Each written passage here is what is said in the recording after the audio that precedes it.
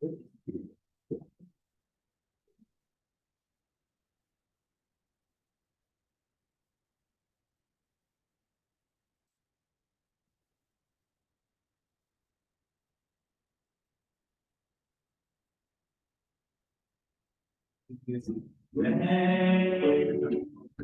a hora do coração, vem para ele teu coração, vem assim como estás para adorar, vem assim como estás diante do Pai, vem. Toda língua confessará, sim.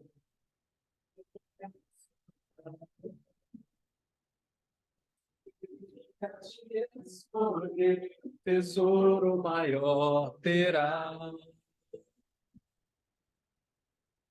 Toda língua confessará ao Senhor, todo joelho se dobrará. Mas aquele que a ti escolher, tesouro maior terá.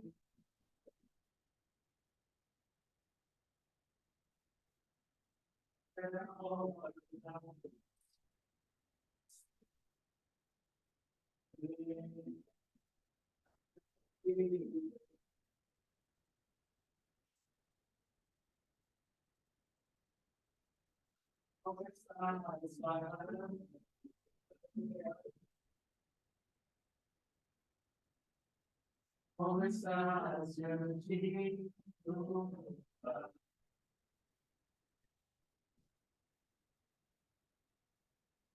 Toda língua confessará ao Senhor, todo joelho se dobrará.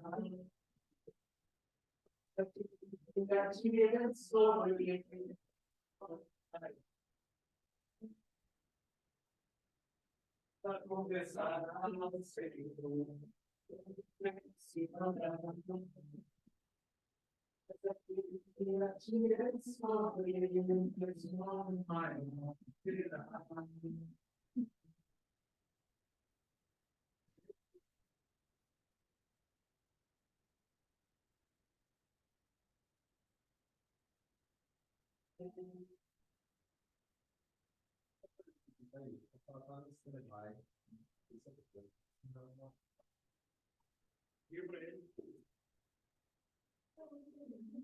Liga pra ele, como? Tá aí, não? Liga assim, não, filho. Ah, não, Matheus, olha. Esse vai. Aí, boa.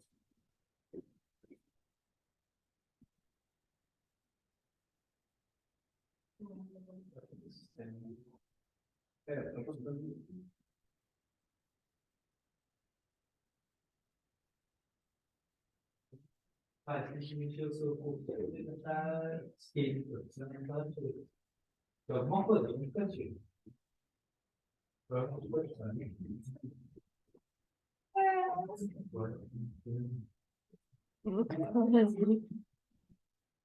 Peraí, cara.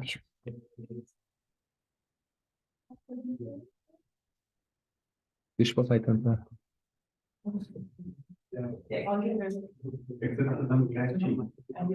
Pois.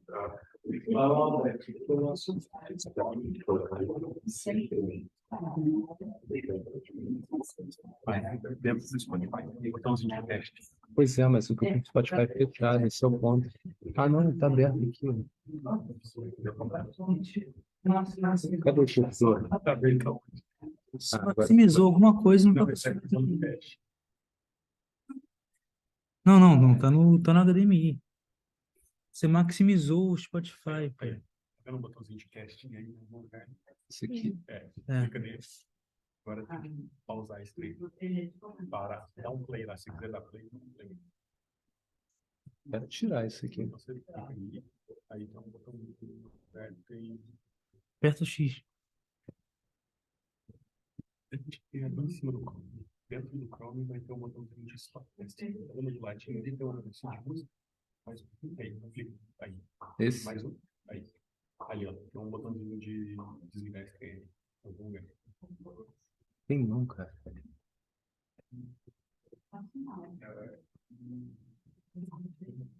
Deixa eu ver lá. Não, já tava achando. Você tá com Chrome, troca o negócio pro Academy. Lá na TV. Lá na TV. Ah, foi isso que tu fez. Eu não fiz nada. Troca o input da TV.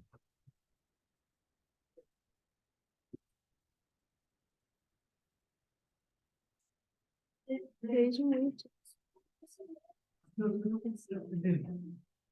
Não sei. Vamos sem letra mesmo.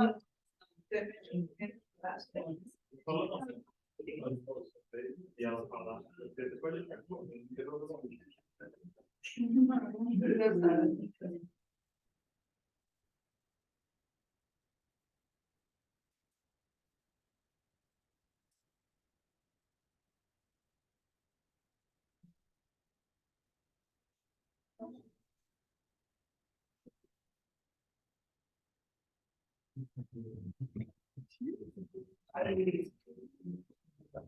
Valeu, Biel.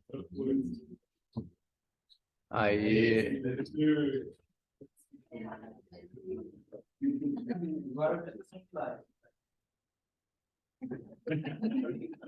Ainda tem que ouvir. Fazer o quê, né? Fazer o quê?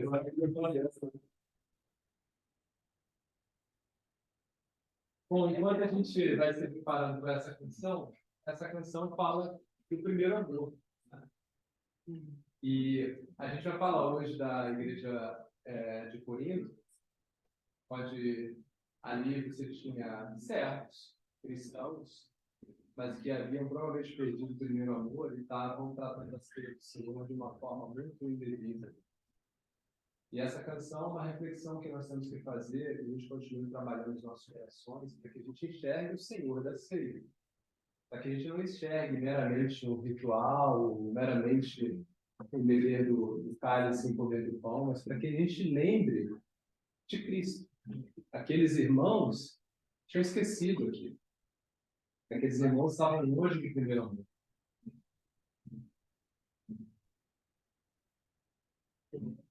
Toda a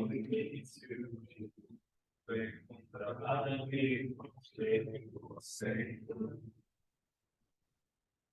Quero ver sempre constando isso. Quero que posso ver o estar para sempre.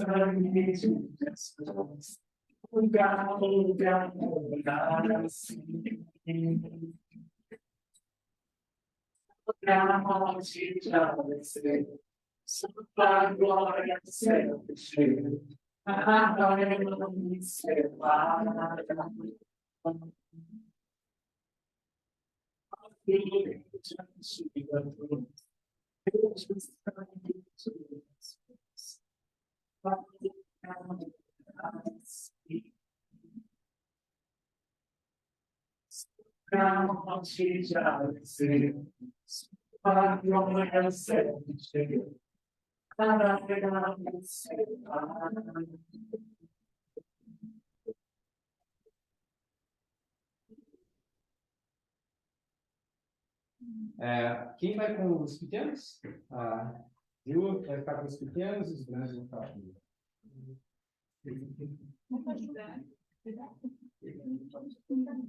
E daqui a pouco, Ju, eu vou chamar para voltar para a gente fazer juntos, tá?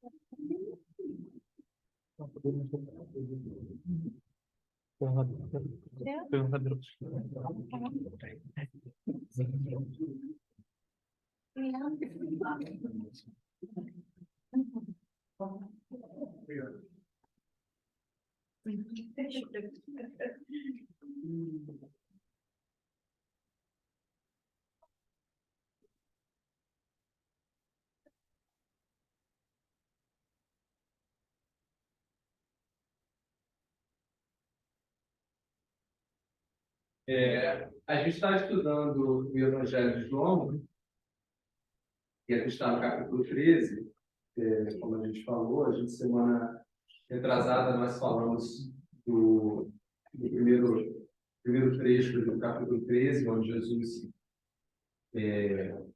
estando na ceia com os discípulos, né, se levanta e assume a posição de servo e lava os pés dos discípulos. E como eu tinha falado, o Evangelho de João vai narrar 4 capítulos ali dedicados à ceia, mas não vai narrar ceia em si, ou o ato de ceia, né? O ato do parto do pão e do beber do cálice. E é interessante porque eu estou explicando isso porque a gente vai usar, nós vamos voltar para Lucas, ou outro evangelista, nós vamos ler também Mateus aqui, porque os outros evangelistas vão falar da ceia. E a gente já viu isso, né? O que os outros evangelistas vão falar da ceia é muito, muito específico da ceia, desse momento de ceia, enquanto João vai falar de muitas outras coisas que acontecem na ceia. Então, eu vou usar bastante João aqui para a gente entender o contexto, mas eu também vou usar a narrativa da ceia que está em Lucas, porque ali a gente vai ver o passo a passo, o ritual, a ação de Jesus durante a ceia. E uma pergunta que a gente pode fazer: por que João não narra a ceia, assim como ele também não narra o batismo? Né? É provável, segundo alguns estudiosos, né, João já estava ali naquele momento, inspirado pelo Santo Espírito, de uma forma a diminuir um dos riscos que nós temos nessas ordenanças de Jesus para os homens, risco nos homens, né? Nós temos dois riscos quando a gente se aproxima do Senhor. Né? Nós somos maus e precisamos reconhecer isso. A dependência que nós temos do Senhor, ela é até o fim das nossas vidas aqui. Ela é uma dependência constante. O homem nunca vai se colocar numa posição de se apresentar ao Senhor por si próprio. Não existe. Isso é falha dos judeus, mas também foi falha dos gentios. Então, quais são os dois riscos? Ou você vai para um extremo religioso e você exteriormente se apresenta consagrado ao Senhor, e aí você eleva aquilo que é do Senhor, você se apropria daquilo que é do Senhor e eleva essas coisas, mas eleva com base na sua humanidade caída. E aí você, por exemplo, consagra ou toma a ceia como algo como é que eu posso dizer aqui? Como se fosse um sacramento, algo que fosse muito maior do que o próprio Senhor da ceia. Então você vai para um extremo extremamente religioso, ou você vai para um extremo, que é o extremo da Igreja dos Coríntios, né? Quando você trata aquilo que é do Senhor com uma simplicidade humana. Você trata aquilo com um relaxamento. Esses dois extremos são muito perigosos. Então é provável que João tenha enfatizado ali o Senhor da ceia. Ele tem enfatizado o que Cristo estava para cumprir durante a ceia, naquele momento de ceia. E era algo muito grande. Tá? Esse pão e esse vinho refletem algo que é muito grandioso para o homem. E eles não podem estar restritos a apenas um memorial. Eles precisam trazer para nós o que o pão e o vinho representam. Né? Então é possível que João tenha tido essa inspiração do Espírito para se afastar da religiosidade que já estava acontecendo. Eu vou falar muito rapidamente, mas eu não quero me prender a isso. Mas esse texto, a ceia do Senhor, foi muito discutida há muito tempo. Então, você já ouviu falar a Igreja Católica faz a transubstanciação, que entendem que, de fato, o pão e o vinho representam o corpo de Cristo. Lutero ele foi contra isso, mas ao mesmo tempo ele não foi contra totalmente, porque ele não enxergava que era o corpo matéria, mas sim o corpo espírito. Então, a consubstanciação. Mas eu entendo que Jesus estava usando ali a mesma linguagem que ele usava, por exemplo, quando ele falou com a mulher samaritana no poço, né? Eu sou a água da vida, da mesma forma que ele falou na multiplicação dos pães, eu sou o pão da vida, ou que ele é o cabeça da igreja. Ou seja, aqui o pão e o vinho representam aquilo que Jesus estava querendo entregar para nós, o pão do seu corpo, né? O elemento, né? O alimento para a vida do crente, no corpo de Cristo, sua vida imaculada, e o seu sangue, o pagamento, né? O sangue derramado. A gente fala muito sobre isso, né? Sobre o pagamento, né? Todo resgate, a gente vai falar aqui da Páscoa muito, né? Era necessário que sangue fosse derramado, né? Que o sacrifício fosse feito. O sangue de Cristo é esse sangue que paga por algo, e a gente vai entender que esse algo é as nossas vidas. Né? Então, esse sangue ele tem um valor muito maior do que muitas vezes a gente enxerga.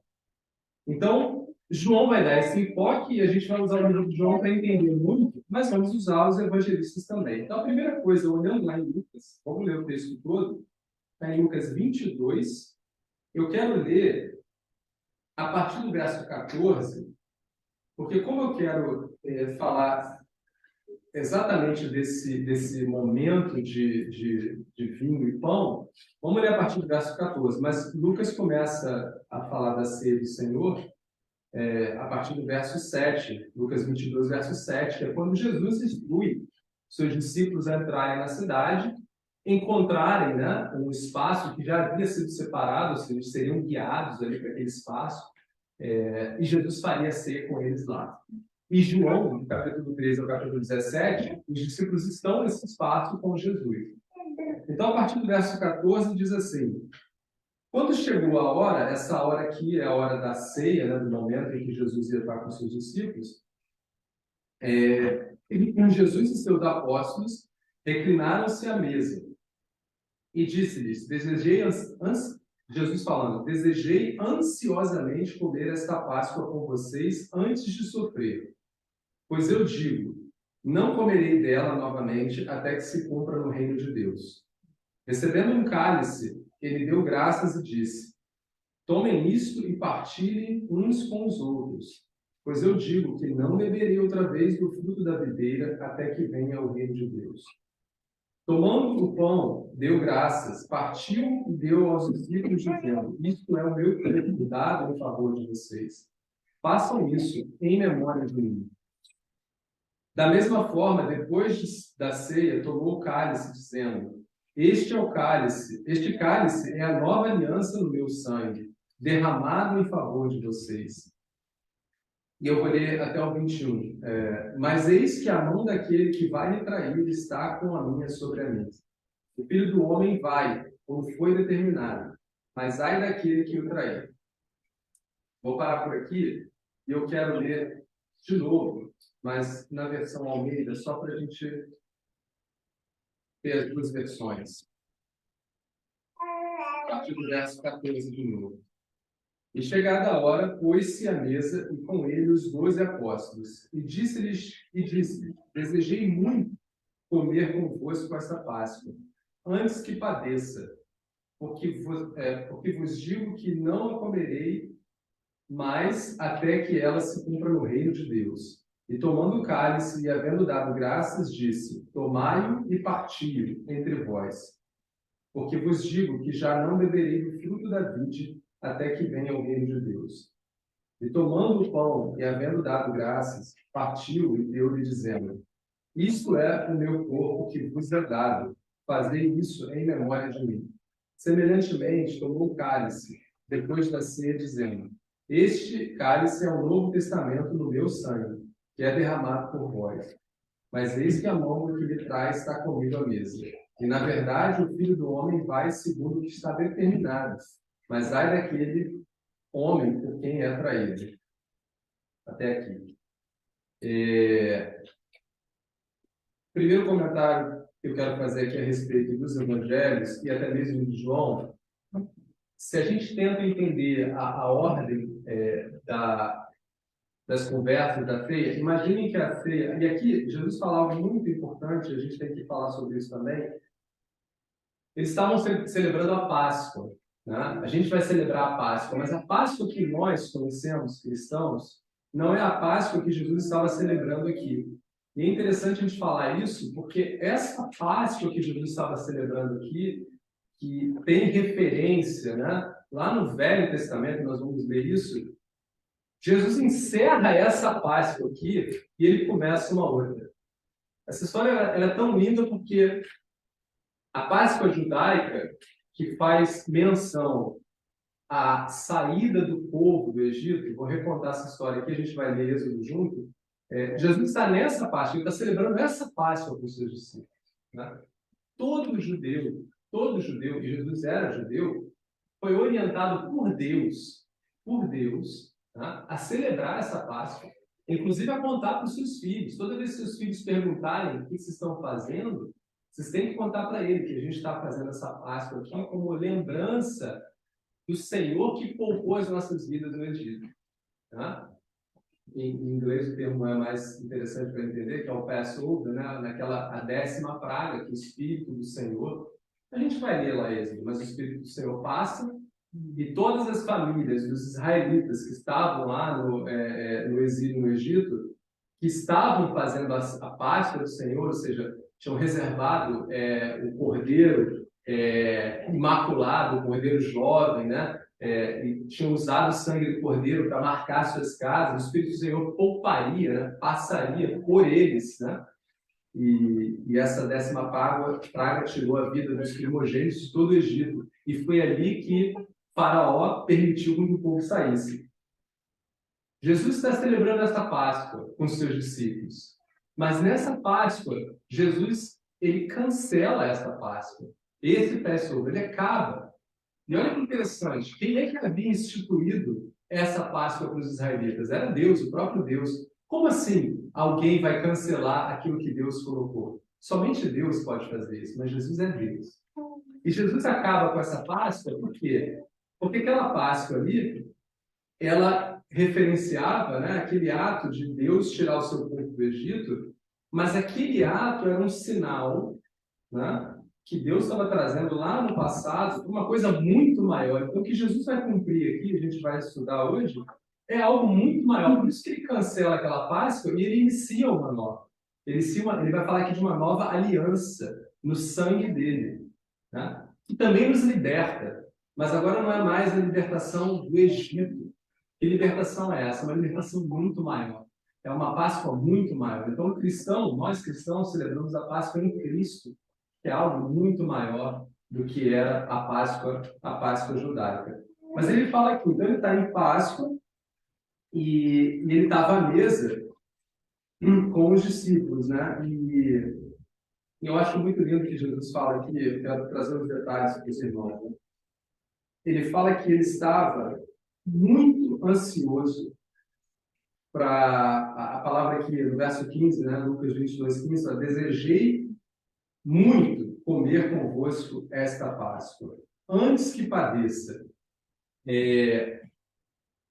Aqui a gente vê, se a gente lembrar lá em João, no capítulo 13, no início, o texto diz, né, que tendo amado os seus discípulos, amou-os até o fim, mostrando ali o amor de Jesus. Né? E aqui, você vê na fala de Jesus, eu desejei ansiosamente comer essa Páscoa com vocês até que padeça. E ele fala, porque vos digo que não a comerei mais até que ela se cumpra no reino de Deus. Aqui eu vejo nessa fala, né, como Jesus nos amou ali. Por que ele está falando isso? Né? Porque Jesus sabe o que está à frente dele. Ele sabe. Interessante, e a gente voltando lá, se vocês quiserem a referência, em Êxodo 12 vai tratar da Páscoa como uma celebração ordenada por Deus em razão da saída do povo do Egito. E como é que essa Páscoa era? Eu vou falar por alto aqui, mas vocês depois estudem esse texto juntos, né? Em casa. Deus havia orientado que os israelitas separassem um cordeiro jovem, e esse cordeiro seria separado, e na noite da Páscoa ele seria sacrificado, ele seria comido. Tem alguns dados muito interessantes, né? Nenhuma parte dele deveria sobrar, deveria ser comido, e sobrasse deveria ser queimado. Os ossos desse cordeiro não sempre quebrados, né? Não poderiam ser quebrados. Todos eles são simbolismos que vão apontar para quem? Para Cristo. Né? E aqui Cristo está celebrando essa Páscoa sabendo que ele é quem? Ele é o Cordeiro da nova aliança. Ele é aquele que vai ser sacrificado nessa madrugada. Eles estão aqui na quinta-feira, na madrugada de quinta para sexta-feira, celebrando a Páscoa com um cordeiro físico. Ele tem um cordeiro, um animalzinho que foi morto ali pela última vez, e Jesus será o cordeiro sacrificado, né, eternamente para aquela Páscoa. Né? Então, Jesus está falando isso sabendo de tudo isso. Ele sabe que ele vai ser sacrificado. Por isso que ele está falando, eu não vou comer de novo com vocês até que eu volte. Né? Os discípulos não sabem disso. Vocês vão ver que no capítulo 14 de João, alguns discípulos vão começar a entender, porque Jesus vai falar para onde eu vou, vocês não podem ir. Eles vão ficar entristecidos e Jesus vai acalmar o coração deles, vai falar, mas calma, para onde eu estou indo, meu pai tem moradas e eu vou preparar para vocês lugar e eu voltarei para buscar vocês, para vocês estarem comigo aonde eu estiver. Então Jesus acalma o coração deles, mas Jesus aqui também está, se a gente pegar a emoção nas palavras, ele está ansioso para começar a Páscoa, por quê? Porque ele está se despedindo dos seus discípulos, ele está dizendo que eu desejei muito estar aqui com vocês nesse momento. Então, nós já falamos que Jesus está no meio da Páscoa e ele é o Cordeiro da Páscoa. Só que ali naquele texto, que ele fala que ele desejou muito comer, ele também deixa essa promessa, né? Porque no verso 16 ele fala: porque vos digo que não a comerei mais até que ela se cumpra no reino de Deus. Ou seja, ele está dizendo que ele não vai comer mais até um determinado momento. Mas haverá um momento onde Jesus voltará a celebrar essa Páscoa conosco. Aí você fala assim, mas que coisa estranha. Que Jesus está dizendo que essa Páscoa, que referencia, que é esse ritual de Jesus com os seus discípulos, ou com os seus, né? Comendo em memorial algo, isso vai acontecer de novo? Vai. Agora, olha os 3 estágios que eu quero que vocês entendam. A primeira Páscoa, né, simbolizava a saída do povo do Egito, né? Jesus vai instituir ali, através do sangue e do pão, a nova aliança. E quando nós hoje celebramos essa Páscoa com isso em mente, por isso que a gente vai falar bastante do que Jesus está conquistando ali, que é a cruz dele, vamos falar muito disso. E quando celebrarmos de novo, nós vamos celebrar vitoriosamente a cruz dele que nos garantiu a sua vitória e a sua vinda. Então nós vamos celebrar de novo com satisfação que ele voltou. Ele não só vive, mas ele voltará. Então nós vamos celebrar sim, né? Para mim, deixar muito claro aqui que Jesus vai de novo celebrar essa ceia com aqueles que são seus, né? Se vai ter o Cordeiro Imaculado ali, não, aí é outra história, mas nós vamos ter uma ceia com o Senhor de novo. Vamos ler um pouquinho lá em Êxodo capítulo 12, eu vou pedir que a gente abra lá em Êxodo 12, porque tem algumas coisas que eu quero... Êxodo capítulo 12, e vamos ler até o verso 5. Oh, perdão, a partir do verso 5,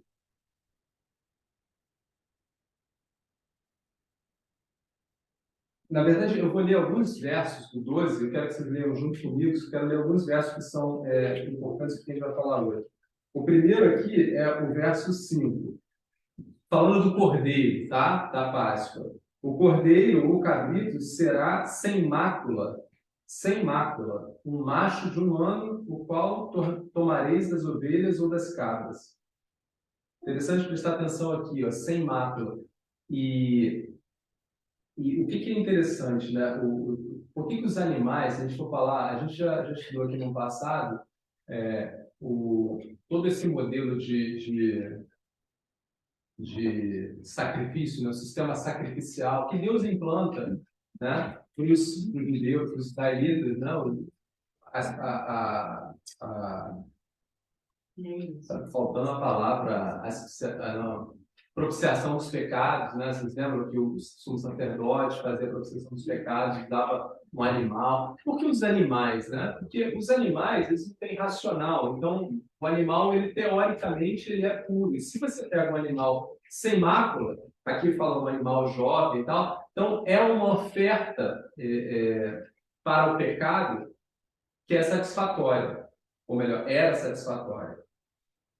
Mas nunca foi propósito de Deus que os animais, ou que esse sistema sacrificial fosse um sistema que substituiria, né, o resgate pelo nosso pecado, pela nossa queda. Esse sistema sacrificial era um sistema temporário que apontava para algo que era definitivo e eterno, que era superior. Quais eram as falhas desse sistema? Primeiro, o homem pecava e quem pagava essa conta, porque na economia de Deus, o salário do pecado leva à morte. E para você ter o seu pecado purificado, sangue precisa ser derramado. E Deus coloca, instrui, né, o sistema sacrificial dos animais. Só que o homem pecou, o animal era degolado para pagar esse débito ali. Primeiro problema, um homem que peca é um animal que paga. Ou seja, não era da mesma ordem, né? O homem precisava derramar o sangue. A segunda coisa, esse animal, esse pagamento, ele era constante. Até essa Páscoa aqui de Jesus, desde quando o sistema sacrificial ele é instruído, não, ele é introduzido por Deus, e se os irmãos lembram bem aqui, quando é que ele é introduzido? Qual o primeiro momento que a gente lembra desse sistema? Quem é que teve a vida substituída por um animal?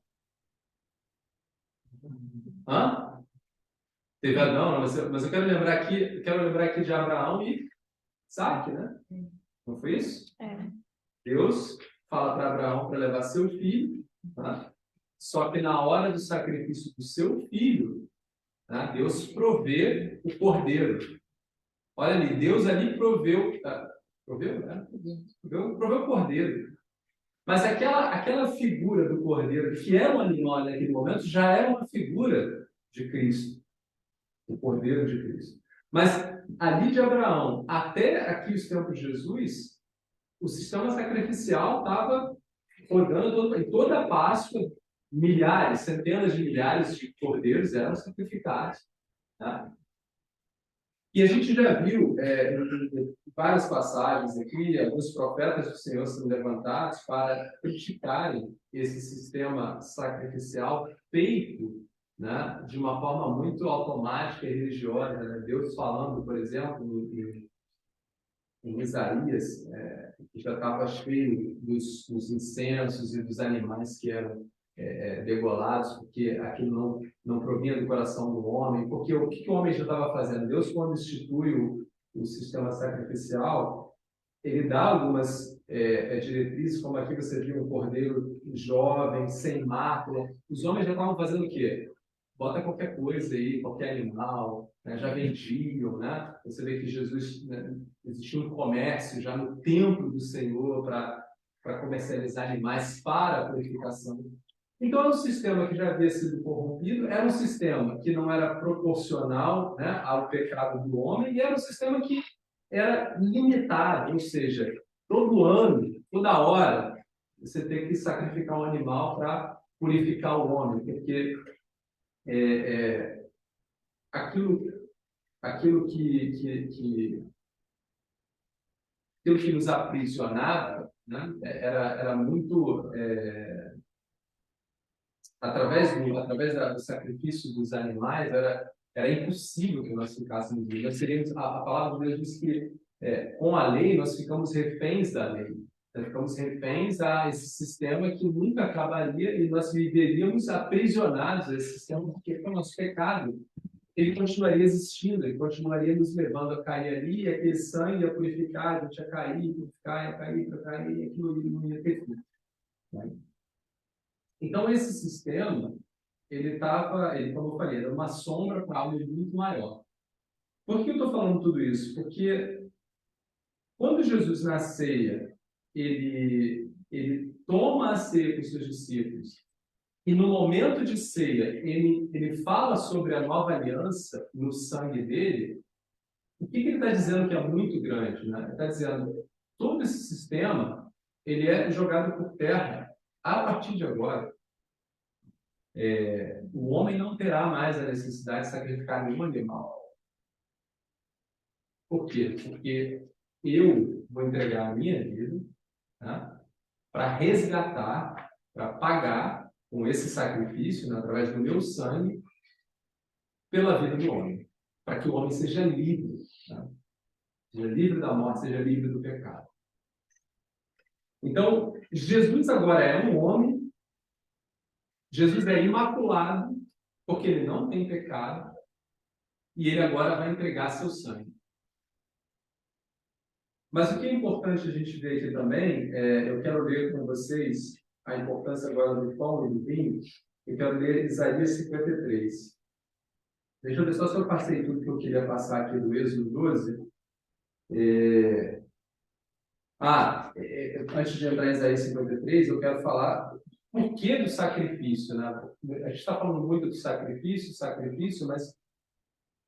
mas o sacrifício ele é necessário e ele é devido quando você tem um débito, quando você tem uma falta, né? E aqui, em Êxodo 12, quando fala da Páscoa, a gente tem aqui a situação de que o povo ele era prisioneiro no Egito. Por mais de 400 anos, 430 anos aproximadamente, o povo de Israel ele sai lá com os filhos de Jacó para dentro do Egito, porque José estava lá no Egito, né? Vocês conhecem essa história, eles começam ali no Egito, e aí eles se multiplicam muito, e passam-se anos e anos, viu? A palavra de Deus diz que os israelitas cresceram muito a ponto de intimidar os egípcios, né? E aí o faraó da vez, que já não era o faraó tão benevolente que foi o faraó da época de José, o faraó falou: essa galera aí, se a gente não tomar conta, eles vão subjugar o nosso povo, vamos fazê-los escravos. E aí começa o povo a viver um período de escravidão muito intenso, e esse povo sofria muito. Ou seja, era um povo que era prisioneiro. Eu quero que vocês entendam essa imagem. Um povo que era prisioneiro e não tinha saída. Era um povo sem saída. Deus levanta Moisés e resgata esse povo. E quando Deus resgata esse povo, Deus fala para esse povo: agora vocês vão até o fim. É um decreto perpétuo. A palavra diz que é um decreto perpétuo. Vocês vão celebrar a Páscoa. O que é a Páscoa? Vocês vão sacrificar um cordeiro pascal em memória do débito que eu paguei. Tá? Paguei em que sentido? Eu, Deus, tirei vocês do Egito. Então, percebe? Um povo que é escravo, aprisionado, e agora está fazendo sacrifícios em memória daquilo. Eles estão aqui nesse momento de Páscoa com o mesmo sentido. E Jesus agora está entregando o seu sangue em uma nova aliança no seu nome. Tá? Mas se esses homens já estavam livres do Egito, então o sangue de Jesus estava nos libertando de quê?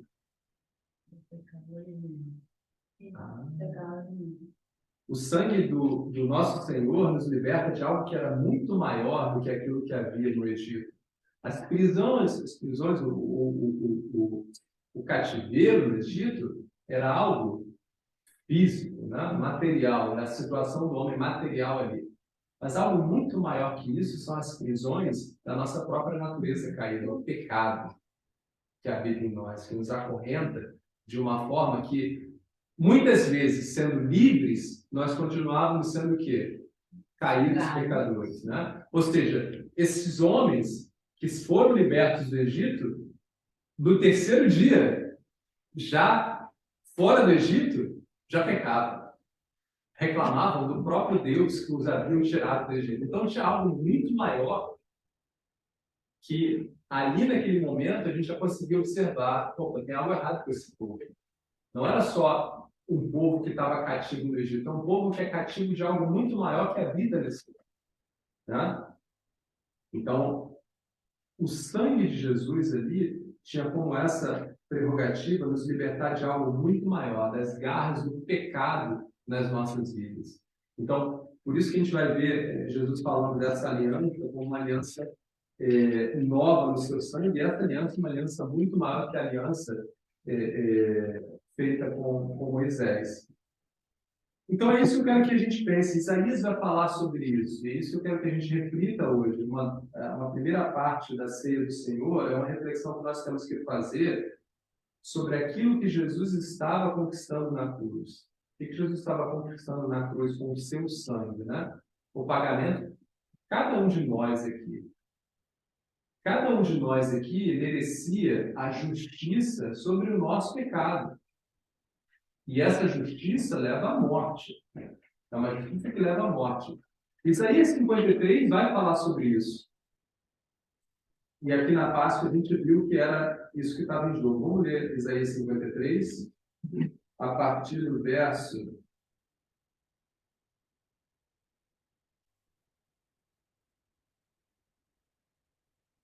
53.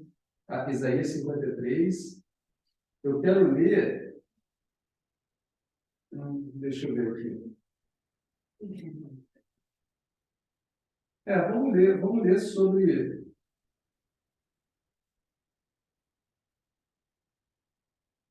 Vamos ler a partir do verso 3. Daria para ler todo o capítulo, mas a partir do 3 era desprezado e o mais indigno entre os homens, homem de dores, experimentado nos trabalhos, e como um de quem os homens escondiam o rosto. Era desprezado e não fizemos dele caso algum. Agora a parte que nos interessa. Verdadeiramente, ele tomou sobre si as nossas enfermidades e as nossas dores levou sobre si. Nós o reputamos por aflito, ferido de Deus e oprimido, mas ele foi ferido pelas nossas transgressões e moído pelas nossas iniquidades. O castigo que nos traz da paz estava sobre ele, e pelas suas pisaduras fomos sarados. Todos nós andávamos desgarrados como ovelhas, cada um se desviava pelo seu caminho, mas o Senhor fez cair sobre ele a iniquidade de nós todos. Olha, essa imagem que eu quero que a gente tenha sobre Cristo, o pecado de cada um de nós foi colocado. Ele foi oprimido, mas não abriu a sua boca. Como um cordeiro foi levado ao matadouro, e como uma ovelha muda perante os seus tosqueadores, ele não abriu a boca. Da opressão e do juízo foi tirado. E quem contará o tempo da sua vida? Porquanto foi cortado da terra dos viventes, e pela transgressão do meu povo foi ele atingido. Puseram a sua sepultura com os ímpios e com o rico na sua morte, porquanto nunca fez injustiça nem houve engano na sua boca. Aqui mostra a vida imaculada do nosso Senhor. Ou seja, repara como Jesus ele foi fiel a Deus até a última Páscoa. Inclusive, ele celebrou a Páscoa. Eu acho isso fantástico, porque como Deus, ele vai encerrar a Páscoa, né? Mas ele vai celebrar a Páscoa como um servo obediente. E ele celebra a Páscoa sendo o Cordeiro Imaculado, sem pecado. Até aquele momento, Jesus não tinha pecado. Mas se ele foi sacrificado, é porque sobre ele houve pecado. E Isaías está dizendo que o pecado sobre ele eram os nossos pecados. Então, quando a gente olha para esse sangue, para esse pão, nós temos que lembrar também de quem nós somos. Se a gente toma o cálice e a gente toma o pão, e a gente faz parte dessa nossa aliança, dessa nova aliança em Cristo, a gente tem que lembrar que sobre aquela cruz, o nosso pecado, e não é só o nosso pecado quando nós fomos salvos, o nosso pecado continuado, nós ainda pecaremos e muito, tudo aquilo foi pago naquela cruz em Cristo Jesus. E nós temos que olhar para isso, nós temos que nos alegrar nele. Por isso que Paulo fala que não se orgulha, né? A não ser que seja em Cristo, porque ele fez tudo isso. Tá? Continuando aqui, Isaías. Todavia, ao Senhor agradou o moê-lo, fazendo-o enfermar. Quando a sua alma se puser por expiação do pecado, então aqui mostra exatamente por que esse sangue foi derramado, como expiação, como pagamento. Tá? Verá sua posteridade, prolongará os seus dias e o bom prazer do Senhor prosperará na sua mão. O trabalho da sua alma, ele verá e ficará satisfeito com o seu conhecimento, o meu servo, o justo, justificará a muitos, porque as iniquidades deles levará sobre si. Aqui tem promessa de Isaías já falando, né, que a sua cruz, ou seja, o trabalho da sua alma, a sua cruz, ele, Cristo, ficaria satisfeito, porque ele veria o resultado, né? Muitos seriam justificados, porque ele seria o justificador de muitos. Aí continua no verso 12, né? Pelo que lhe darei a parte de muitos, e com os poderosos repartirá ele o despojo, porquanto derramou a sua alma na morte e foi contado com os transgressores. Mas ele levou sobre si o pecado de muitos e pelos transgressores intercedeu. Então, o que Jesus ali naquela cruz está conquistando para a gente, né? Esse pagamento, esse selo de dívida quitada com Deus. O homem sem Cristo está, e a gente já leu isso em João 3, quando Jesus está falando com Nicodemos, né? O homem já está condenado, já está sob juízo. Nós não estamos em posição de clemência. Somente em Cristo, somente no sangue de Cristo, nós somos justificados. Se não há o sangue de Cristo nas nossas vidas, a condenação já está sobre nós. Tanto é que Jesus fala, nós lemos no capítulo 12 de João, Jesus veio para resgatar o perdido, para fazer-nos enxergar que Ele é o caminho. Porque não é Ele quem condena, a palavra de Deus já nos condena, já estamos condenados. Tá? E aí, voltando a ler Lucas, a gente chega lá no verso 18, onde Jesus agora vai pegar os elementos, o pão e o vinho, e aí eu vou falar um pouquinho sobre o pão e o vinho. Nessa Páscoa judaica, a gente já falou que o sangue era para ser usado ali para fazer a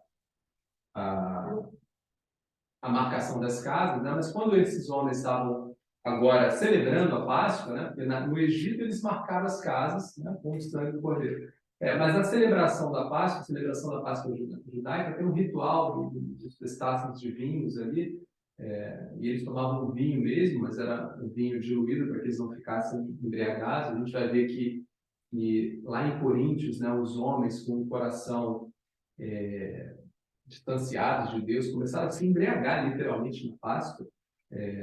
Mas existia um ritual ali de tomar do cálice, né, e ter bênçãos, né? O primeiro dos cálices era um cálice de agradecimento por tudo aquilo que Deus tinha feito.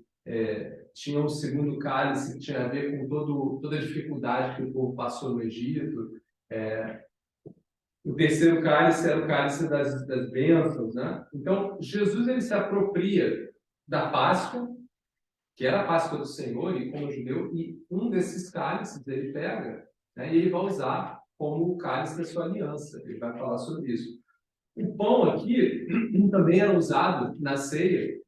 Na ceia você tinha o cordeiro e você tinha os pães sem fermento. Inclusive, essa semana de Páscoa era chamada Semana dos Pães Sem Fermento, ou é chamada dos judeus Semana dos Pães Sem Fermento. Isso é interessante, a Gabi até falou uma vez lá em casa, porque os pães sem fermento e tal. Deus instrui lá em Êxodo, vão ver, que eles façam uso de pães sem fermento. Por quê? Porque como ele ia libertar o povo, o propósito do Senhor era libertar, essa Páscoa era celebrada, e foi celebrada com esses homens prontos para partir. Não era uma celebração para ficar em casa, era uma celebração, o Senhor vai nos livrar, literalmente. Tanto é que quando o anjo do Senhor passa e limpa os primogênitos do Egito, Faraó se levanta e já chama os israelitas, Moisés, já fala, leva o povo daqui. E a história conta para a gente em Êxodo que os israelitas vão embora com as massas de pães sem fermento. Tá? Por quê? Porque se tivesse colocado fermento, tinha que esperar, né? O fermento você precisa esperar para o pão crescer. Quem sabe de pão agora é o Regis, né? Mas aqui Deus falou, não tem tempo de espera. Vocês vão depender de mim, tá? Porque eu vou tirar vocês e não vai faltar comida, não vai faltar nada. E a história conta que esses pães aqui foram os pães que eles comeram ao longo dessa saída do Egito. Esses pães ali cresceram com o calor do sol, estava sem fermento. Então a ideia do pão sem fermento era para lembrar exatamente que esse fermento ele não era para eles dependessem do Senhor. Então esse pão fazia parte desse ritual. E Jesus pega um dos cálices desse ritual e pega os pães E ele vai falar do pão que é, no verso 18, né? No verso 19. O pão que é o meu corpo, isto é o meu corpo, que por vós é dado. E depois ele vai falar do cálice do vinho, e este é o Novo Testamento no meu sangue. Então ele vai fazer duas analogias aqui, né? O pão, que era o pão ao pão sem fermento da Páscoa, ele vai falar que é o corpo dele, e o cálice, que é o testamento, o Novo Testamento no sangue dele. E o que isso representa para nós? A primeira imagem que vem na minha mente de pão, e a gente tem estudado João, e João mostra muito isso para a gente, o pão representa aqui a vida. Né? Tanto é que Jesus fala que ele é o pão da vida. Né? O pão representa a vida. Mas vida em que sentido? Bom, ele representa a vida no sentido de que ele dá a vida, ele é o alimento da vida, mas ele também representa a vida daquele que era inocente, perfeito, justo, imaculado, a vida de Cristo. Então, esse pão aqui que é dado em favor de nós, né, é a vida de Cristo, a vida imaculada do Cordeiro, que foi entregue sem pecado por conta dos nossos pecados. Então, no momento em que nós recebemos o corpo de Cristo, no momento que recebemos esse pão, nós temos que lembrar de quem o nosso Senhor é, que vida é a vida do Senhor, a sua vida, a sua cruz. Temos que lembrar disso. E temos que olhar para a nossa. Tá? Não podemos nos aproximar desse pão diminuindo de quem é esse pão. Não esse pão aqui, mas esse aqui é o pão da vida. E o interessante, o que é importante a gente lembrar, é que esse pão que é imaculado, é perfeito, esse é o pão que é Cristo, e ele se oferece a cada um de nós. Ele fala o que aqui? Ó? Ele fala que isso é o meu corpo que é dado por vós. É dado por vós, ou seja, esse pão que é o corpo de Cristo, é um pão que nós temos acesso para que ele nutra as nossas vidas, né? Então, aqui é uma figura de linguagem, não é que eu como o pão e como a carne e o corpo de Cristo, mas espiritualmente eu faço referência à vida de Cristo e o Santo Espírito nos relembra quem Cristo é a cada momento das nossas vidas. Quando Paulo vai falar, não vivo mais eu, mas Cristo vive em mim, Paulo está vivendo do pão de Cristo diariamente. Estou vivendo por Cristo em Cristo, para Cristo. Da mesma forma que quando eu vejo a imagem do vinho aqui, eu vejo não só o sangue derramado, que é o sangue que é o pagamento pelo pecado, ou seja, eu vejo a minha dívida sendo quitada ali. E interessante que essa dívida, a gente já falou sobre isso, não, se fosse a dívida de um animal, primeiro que não era semelhante, né? Eu sou homem, um animal não seria equivalente, e seria temporal, né? O sangue de Cristo aqui agora é um sangue, ele é eterno, ele foi pago e pago para sempre. E pago para sempre de uma forma ilimitada. Né? E pago para sempre de uma forma ilimitada e de uma forma grandiosa. Em que sentido é esse? Não há pecado que aprisione mais o homem. Satanás pode colocar na cabeça de, olha, o que você fez? Não há perdão. Nem Deus perdoa. Não, nós conhecemos Cristo. Cristo venceu a morte. E não há pecado que o seu sangue não purifique. Né? A palavra de Deus fala de um pecado, e na verdade ele não é um pecado, na verdade é uma rejeição. O pecado sem perdão, quem sempre fala, na verdade é uma rejeição a quem? É Cristo. Então, se você rejeita Cristo, que é o único que pode nos ligar de novo a Deus, não há nenhum outro caminho. Não há nenhum outro caminho. Agora, qualquer pecado que o homem esteja submetido, né? Aquele que crê em Cristo e o aceita como seu Salvador, aquele que o recebe, aquele que aceita o seu sangue e o seu pão, o sangue de Cristo nos purifica. Não há um pecado que tem, o Senhor não tem aqui é muito grande. Não há. Seria grande para animal. Se fosse animal, na época, tinha que matar dezenas de animais, aí você é pobre, ninguém dá, você está perdido. Tem onde é que eu li isso? Eu não vou lembrar. enfim, provavelmente ali o Levítico, mas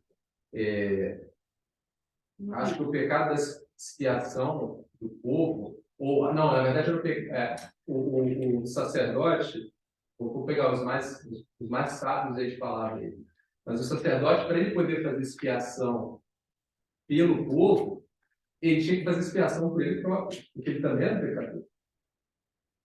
E se eu não me engano, a expiação para o sacerdote era um búfalo, era um boi, era um bicho maior. Imagina a quantidade de sangue, era um bicho maior, ou pelo do povo era o maior, enfim. Mas tinha inclusive o tamanho. Né? Em Cristo não temos nada disso.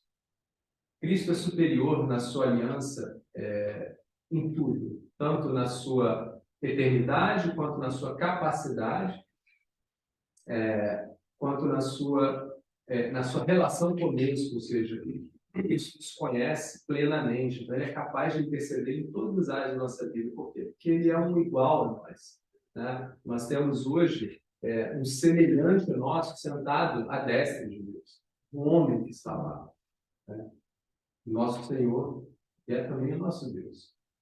Então, quando eu olho para esse sangue, eu vejo esse sangue que é o pagamento da minha dívida, mas eu também vejo algo muito relevante aqui, que é um selo. Quando Jesus fala dessa nova aliança, do seu sangue, ele está abolindo, então quando eu falei, ele está abolindo tudo aquilo que era uma aliança passada, ele está abolindo aquela Páscoa, ele está abolindo o que mais aqui? Quantas coisas Jesus está abolindo aqui? A gente acabou de cantar aqui, ó, o véu rasgou, né? Que véu é esse? Era o véu do Santo dos Santos. O que ele fazia ali? Aquele véu ali só podia entrar ali o quê? O sumo sacerdote. Jesus aboliu tudo aquilo. Né? Jesus está dizendo, agora é através do meu sangue que marca essa nova aliança. Então, todo homem agora tem acesso a Deus pelo meu sangue. Então, esse sangue representa também esse chancelamento, agora eu não vou lembrar, mas acho que em Hebreus fala sobre isso, quando uma aliança é feita, ou quando um pacto é feito, e os judeus sabiam disso, ele era marcado com sangue. Se eu não me engano, não falei bobagem, não é em Hebreus não, mas acho que em Êxodo mesmo, quando Deus vai fazer um pacto com o povo ali, o povo se marca, se corta com sangue para selar o pacto. Né? Só que o próprio homem, ele cancela, porque ele é frágil, né? Então, Deus cumpre o seu lado no contrato, mas o homem não cumpre o seu lado. Mas aqui nós temos o sangue de quem? Do próprio Deus. Esse sangue aqui, ele sela esse contrato de forma perfeita. E aí eu quero trazer só um pedaço do porquê que João, a minha perspectiva de João, quando ele vai falar da ceia do Senhor, ele não vai falar exatamente desses elementos aqui, mas ele vai falar de algo muito especial, que funciona como selo na vida do crente. Qual é o selo que nós temos na nossa vida que nos garante, nos dá acesso a Deus? O Espírito Santo de Deus. E João vai falar do Espírito Santo de Deus. Porque Jesus vai falar, nas palavras de João, o evangelista, vai falar o quê? Eu estou pedindo ao Pai que envie o Consolador. E ele será o selo dessa aliança na vida do crente. Então, nós hoje temos o Espírito Santo de Deus que Paulo vai falar isso, que nos sela. Então, nós temos a segurança, como crentes em Cristo Jesus, do Espírito Santo nas nossas vidas, que nos sela através dessa nova aliança aqui, do seu sangue com Ele. E aí lá no verso, eu queria só trazer isso para a gente fechar aqui, no verso Mateus 26, 28, diz assim, só relendo aqui, né? Isto é o meu sangue, todos os evangelistas falam assim, isto é o meu sangue da aliança, que é derramado em favor de muitos para perdão de pecados. Então, o sangue de Cristo, né, que é aqui não só o pagamento, né, ele é derramado em favor do pagamento dos pecados de muitos, mas ele também é o selo da aliança com todo o povo, com todo o seu povo, né, com todo aquele que vem a crer no Senhor. E aí tem essa parte final, onde eles estão ali na ceia do Senhor, no verso 21 de Lucas, Lucas 22, 21. Mas eis que a mão do que me traz está comigo à mesa. E, na verdade, o Filho do Homem vai segundo o que está determinado. Mas ai daquele homem por quem é traído. Se a gente olha os evangelhos e compara o momento de ceia, a gente, como eu falei, a gente não tem a ordem cronológica, até porque os evangelhos não tem esse objetivo de uma forma cronológica mostrar os fatos. Eles mostram até, mas eles, na verdade, estão contando a perspectiva, cada um deles, de Cristo, né? Então, por exemplo, aqui em Lucas, a gente vê que Judas tomou a ceia ali e depois vai trair. A gente vê que em Mateus e Marcos, Jesus começa falando da traição e depois ele celebra a ceia. E a gente vai ver que em João, no momento do lavar pés, né, Jesus já fala, né, que nem todos estão limpos e fala da traição ali. E ali Judas sai. Então é possível que Judas tenha saído antes, é possível que Judas tenha saído no final, é possível que ele tenha pego parte da ceia. Mas o que me chama a atenção aqui, agora fazendo uma referência a 1 Coríntios 11, eu quero abrir lá em 1 Coríntios 11 para a gente ler, que é um outro dado interessante. Paulo, fora dos evangelhos, fora de Mateus, Marcos e Lucas, Paulo é quem vai falar da ceia do Senhor na carta aos Coríntios. E Paulo vai falar da carta da ceia do Senhor muito antes dos evangelhos serem escritos. Né? Provavelmente uns 10 anos antes. E interessante que Paulo, a gente pode ter duas leituras possíveis, né? Porque Paulo fala que tudo que ele recebeu direto do Senhor. Né? O ministério de Paulo começa com Paulo sendo levado pelo Espírito ao deserto também, e ele mesmo vai falar que o ministério dele, o apostolado dele, é dado por Cristo. Paulo não foi discípulo de discípulo. Paulo foi discípulo direto de Cristo, recebeu do Senhor. Mas é possível que Paulo também tivesse acesso à ceia do Senhor, que já era praticada entre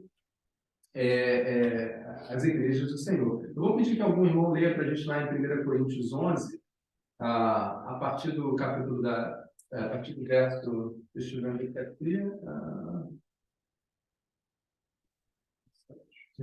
17.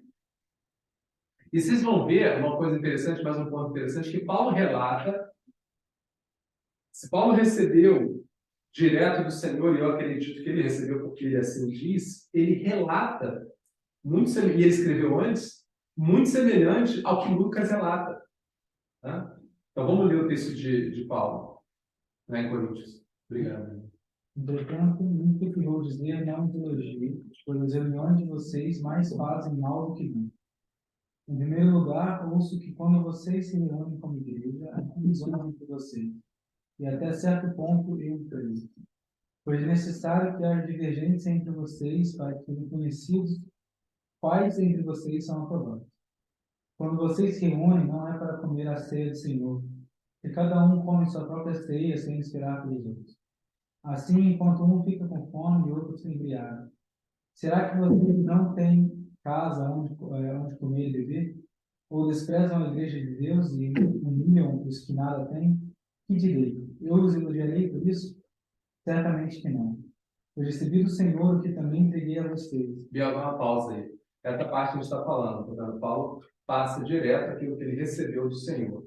Então, entendo eu, Paulo recebeu direto a revelação de Cristo, da ceia do Senhor. Continua. Pois recebi do Senhor o que também entreguei a vocês. Que o Senhor Jesus, na noite em que foi traído, tomou o pão e, tendo dado graças, partiu e disse: Isso é o meu corpo, que é dado em favor de vocês. Façam isso em memória de mim. Da mesma forma, depois da ceia, ele tomou o cálice e disse: Este cálice é a nova aliança no meu sangue. Façam isso sempre que beberem em memória de mim. Porque sempre que comerem deste pão e beberem desse cálice, vocês anunciam a morte do Senhor até que ele venha.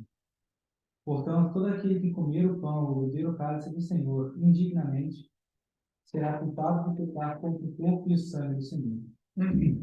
Examine-se cada um a si mesmo, e então coma do pão e beba do cálice. Pois quem come e bebe sem discernir o corpo do Senhor, come e bebe para a sua própria condenação. Por isso há entre vocês muitos fracos e doentes, e vários já dormiram. Mas se nós tivéssemos o cuidado de examinar nós mesmos, não receberíamos o juízo. Quando, porém, somos julgados pelo Senhor, estamos sendo disciplinados para que não sejamos condenados com o mundo. Portanto, meus irmãos, quando vocês se reunirem para comer, esperem uns pelos outros. Se alguém estiver com fome, coma em casa, para que quando vocês se reunirem, isso não resulte em condenação. Quanto a mais, quando eu for, darei instruções a vocês. É interessante que, primeiro, Paulo usa as mesmas palavras, né? No momento de ceia, que a gente leu as mesmas palavras. Deus tomou o pão, repartiu, tomou o cálice, essa é a nova aliança no meu nome. E Paulo vai falar da ceia, um pouco dessa parte aqui que a gente vê também em Lucas, mas aqui, obviamente, Judas, se ele fez parte da ceia ou não, não importa, mas Judas não era um santo. Judas nunca foi um servo. Né? Judas andou entre os 12, mas ele sempre foi chamado de filho da perdição. Né? A gente não pode se levar a pensar que Judas fez o que fez sem que Jesus soubesse, que Deus, tudo foi pré-determinado. Jesus mesmo fala, Jesus entregou a sua vida, não foi Judas que traiu, entregou a sua vida, mas ele também estava ali, teve a opção. Jesus é tão maravilhoso que deu a opção, lavou os pés de Judas, a gente viu isso. Então, Judas não era um servo, tá? E já estava sob condenação. E que condenação? O texto fala, ai daquele, né? O texto que a gente leu aqui, ó. Na verdade, o filho do homem vai segundo o que está determinado, mas ai daquele homem por quem é traído. Ai daquele homem. Esse aqui estava sob condenação, não era justo. Mas em Coríntios, nós temos servos que estavam tratando a ceia do Senhor de forma indigna. E ali o texto fala que alguns estavam adoecendo e outros já haviam até morrido. O que isso significa? Isso significa, e o texto depois vai dizer que o julgamento do Senhor ali é até para proteger o homem quando nós falhamos. O que eu quero dizer com isso? E Paulo faz essa reflexão, né? Examine-se o homem a si mesmo. Tá? Eu falei aqui no início, né? O perigo da ceia do Senhor é quando a gente trata essa ceia como algo comum, como os coríntios, né? E porque era algo comum, eles estavam até se embriagando na ceia, eles provavelmente estavam em pecados. Se a gente lê o capítulo 11, 12, 13, 14 de Coríntios, na sequência, Paulo vai tratar de alguns comportamentos na igreja. Então, eram irmãos que estavam numa vida provavelmente muito próxima ao mundo, ou seja, em pecado, se aproximando da ceia do Senhor, sem se arrepender. Então, isso é muito crítico. Né? Você vê ali no texto ali que alguns adoecendo, alguns até morrendo. E para nós que somos santos, essa é uma verdade. Porque nós ofendemos ao Senhor da ceia quando fazemos isso. E também ofendemos se praticamos essa ceia com uma mera ritualidade, né? Porque temos que praticar, mas não a praticamos relembrando o que essa ceia significa. Se fazemos dessa ceia uma ceia como os judeus faziam, né? Uma ceia que tinha um simbolismo, mas não um significado, nós também passamos do ponto. Então, nós temos que analisar as nossas vidas, né? Por exemplo, a palavra de Deus fala qual é a frequência da ceia, né? Quando tomamos a ceia. Aqui, Paulo nos dá a dica de que quando estamos em igreja reunidos, nós temos que lembrar de Cristo, temos que lembrar da sua cruz. Né? Ao mesmo tempo, quando a gente vê aqui a ceia do Senhor instituída como ordenança, fica claro para a gente que nós temos a oportunidade, assim como a Páscoa ela foi lembrada, né, ordenada por Deus, nós temos que nos preocupar de uma forma voluntária, temos sim que celebrar a morte do Senhor até que Ele venha, porque não só ela tem uma perspectiva da nossa de lembrar, né, de lembrar de tudo aquilo que Cristo conquistou na cruz, mas também de anunciar. O texto de Paulo fala o quê? Que toda vez que nós celebramos, nós proclamamos a sua morte até que ele venha, ou seja, nós proclamamos a sua cruz e a sua ressurreição até a sua volta. Então nós proclamamos a vida de Cristo, a sua cruz, a sua ressurreição e a sua vinda. E isso é a esperança do Evangelho. Nosso Cristo vive. Então, quando nós proclamamos a ceia, nós proclamamos a ceia. Quando o ímpio pergunta por que esses homens fazem a ceia, se fazemos de forma só, um monte de religioso fazer aquilo ali, não tem sentido, não tem impacto. Não, nós fazemos aquilo porque é real nas nossas vidas. Qual é a realidade que a ceia tem nas nossas vidas? A realidade é que esse sangue nos salvou e nos selou numa aliança eterna com Cristo. Né? E esse pão nos alimenta diariamente até que Cristo venha. Essa é a declaração que fazemos como participamos. Então, quando a gente vai numa ceia, se a gente conhece a história de pessoas que querem ceiar, às vezes ceiam sozinho, ou querem ceiar em algum lugar, muitas vezes, né? O desejo pode estar apenas na ceia, e se for, está equivocado. O desejo tem que estar no Senhor. Tá? É claro que não cabe a cada um de nós julgar nada. O que eu estou falando é individualmente. Quando Paulo fala para que nós reflitamos, essa autoanálise é para a gente lembrar que a ceia, ela nos lembra. Ela foi instituída pelo Senhor. Toda vez que fizerdes, né, Jesus colocou aqui, fazer isso em memória de mim. O nosso foco tem que ser Cristo Jesus e tudo que Ele conquistou na cruz. Eu queria aproveitar, antes de a gente iniciar a entrega dos elementos, que a gente tivesse um momento, vamos 1, 2 minutos, não importa quanto tempo, mas que a gente olha individualmente e que a gente use a oportunidade para se preparar para a ceia do Senhor. Eu não sei, acredito que todos aqui são irmãos em Cristo, servos que aceitaram a Jesus como o seu Senhor, mas nós falamos claramente aqui daqueles que estão condenados, né, por tratarem a ceia do Senhor de forma indevida. Tá? Essa condenação já está sobre aqueles que não reconhecem a Cristo como seu Salvador. E para aqueles que reconhecem, para os servos, né, é a oportunidade de se arrepender, de pedir perdão. A vida do crente não é uma vida perfeita. Tá? Mas se nós tratarmos, né, a nossa vida de uma forma superior, de uma forma externa, né, maior, e nos aproximarmos da ceia do Senhor nessa arrogância, poderemos sim ser corrigidos pelo Senhor. Até para que o mal maior seja evitado. A palavra de Deus diz lá em Coríntios que muitas vezes Deus exerce a justiça na vida do crente ali, e muitas vezes até tirando a vida, para que o mal maior seja construído, né? Até para preservarmos, porque Deus quer que nós tenhamos um relacionamento sincero com Ele. Então, a oportunidade que nós temos agora é de nos apresentar à ceia do Senhor, pedindo perdão, pedindo que Deus nos purifique, né? Através do seu corpo, através do seu sangue, né? Que nos fortaleça. E aí sim a gente se aproxima da ceia do Senhor. Então vamos orar, eu quero orar aqui todos nós, e aqueles que quiserem orar, orem juntos também. E depois disso a gente vai entrar no momento de ceia. Tá? Vamos orar?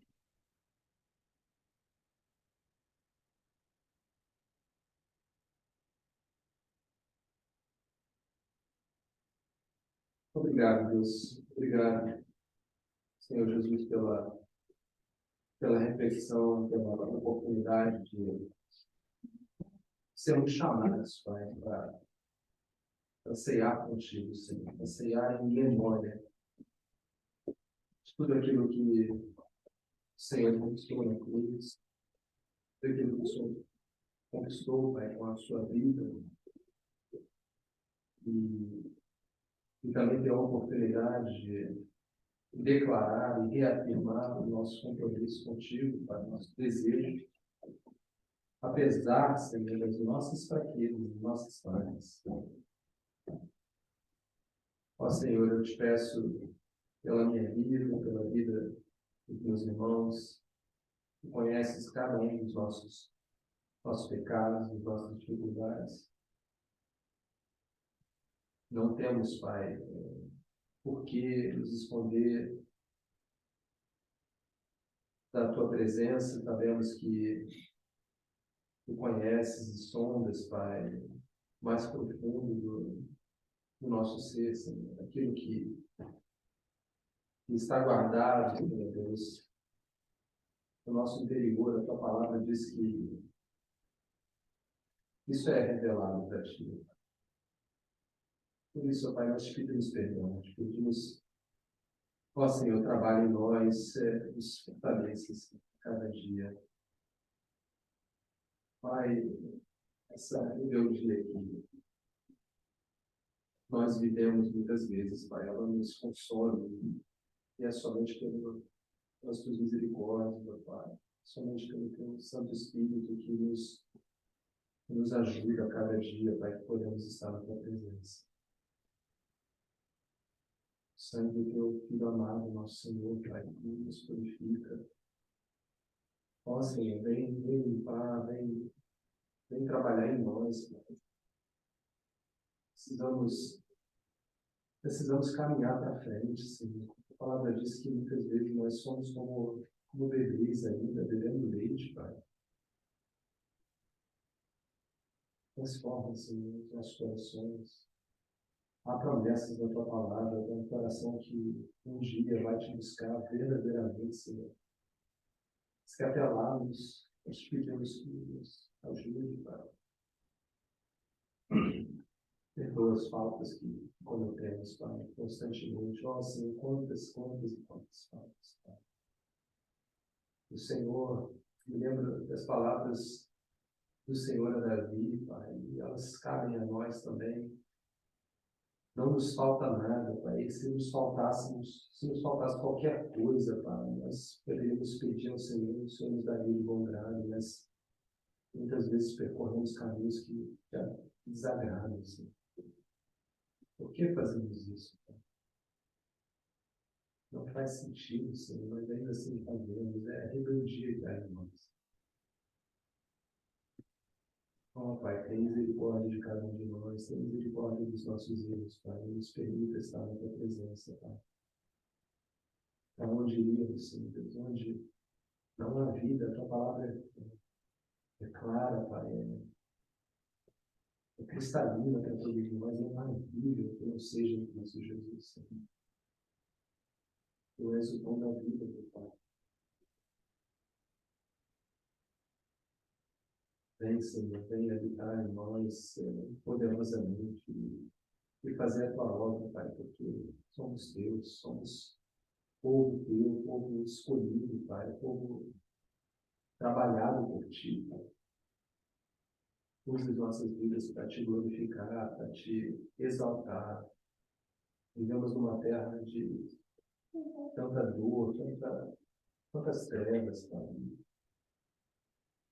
E muitas vezes nos vemos, Pai, sem ação, somos consumidos, Pai, por esse tempo que é tão danoso, tão difícil, Pai, mas nós temos Jesus. Pai, Jesus é a luz que brilha, Pai, que não há treva alguma que possa deter, Senhor, que essa luz brilhe em cada um de nós, Pai. Que hoje seja um dia para a redenção, um dia para a glorificação do teu santo nome, Pai, que esse lugar, que essas famílias, Pai, saiam daqui com as vidas instaladas, com o coração leve, Pai, o Santo Espírito em nós, habitando e proclamando, Pai, usando as nossas bocas para proclamar nosso Senhor Jesus, nosso Rei, Pai. Ó, Pai, usa essa oportunidade para nos conduzir mais uma vez. Eu te peço, Pai, que Jesus nos conduza. Vem, Senhor, vem.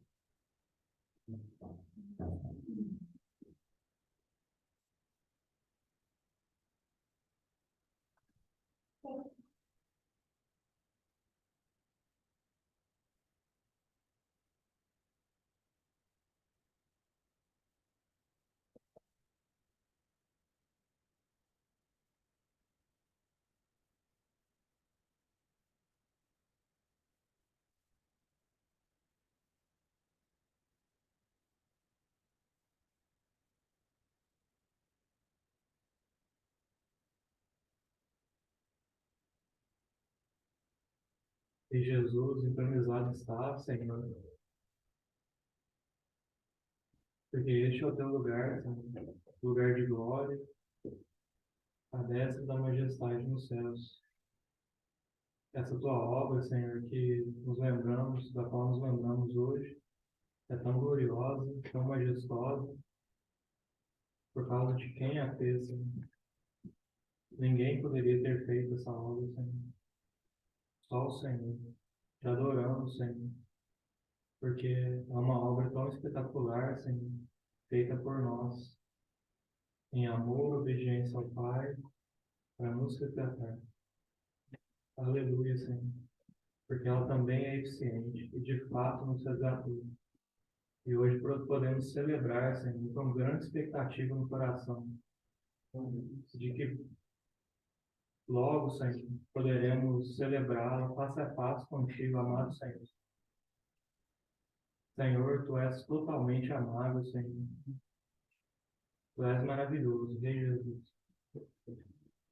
Juntos, Senhor, pela fé, independente, Senhor, da nossa incapacidade, mas crentes no teu Santo Espírito, declaramos, Senhor, que nós te amamos, Senhor, te adoramos. Amém. Amém.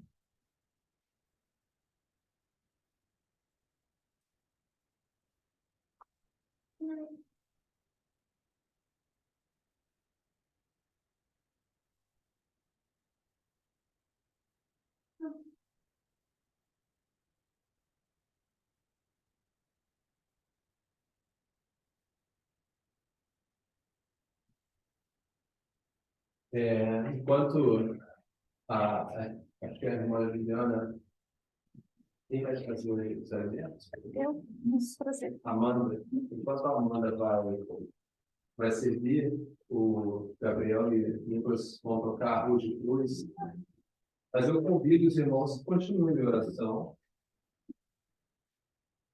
Em Hebreus, a palavra de Deus diz: se hoje ouvires a minha voz, não endureça o coração. E nós temos o Santo Espírito que nos convida a nos arrepender diante da palavra do Senhor, aquilo que tem nos afligido, aquilo que nos tem tirado muitas vezes do caminho. Então, continue em oração, peça a Deus que dê forças para pedir perdão, receber esse pão e esse cálice, né?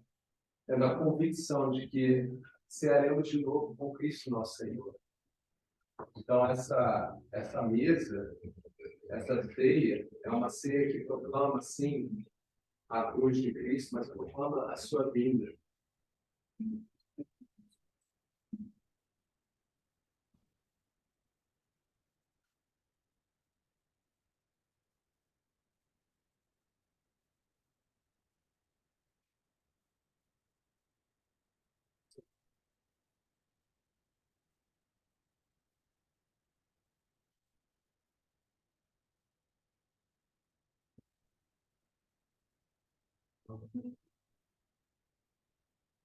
Cruz de cruz,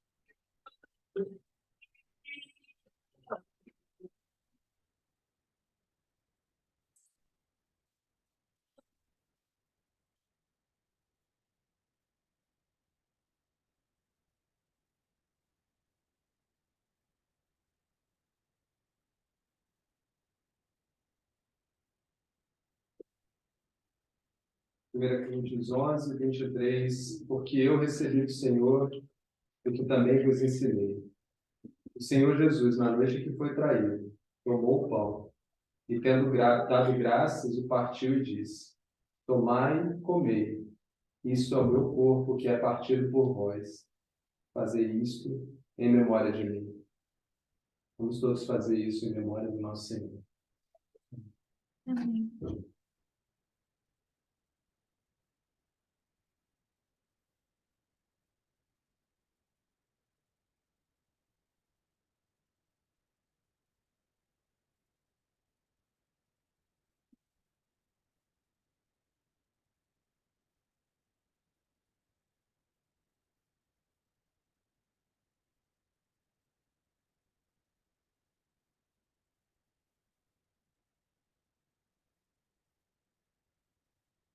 Semelhantemente, também depois de cear, tomou o cálice, dizendo: Este cálice é o Novo Testamento no meu sangue. Fazei isto todas as vezes que beberdes em memória de mim. Passamos todos.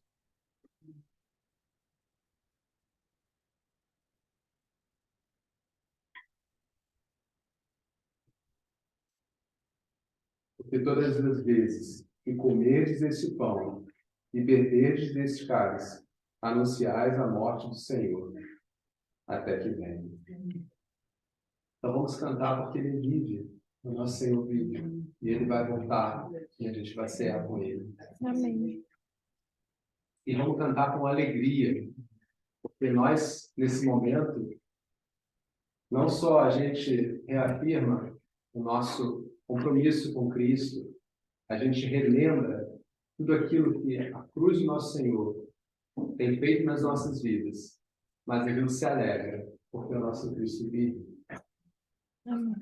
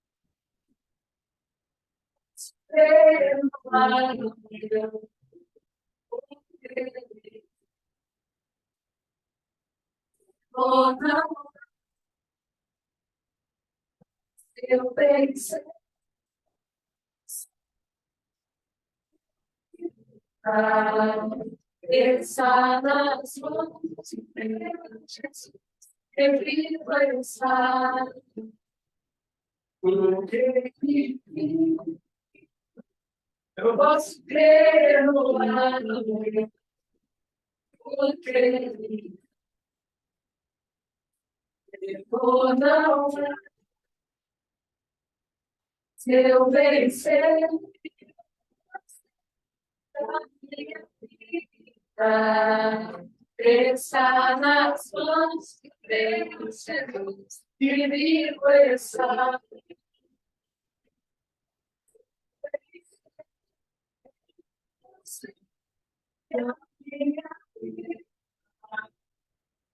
Pensar nas mãos de Jesus e me conhecer.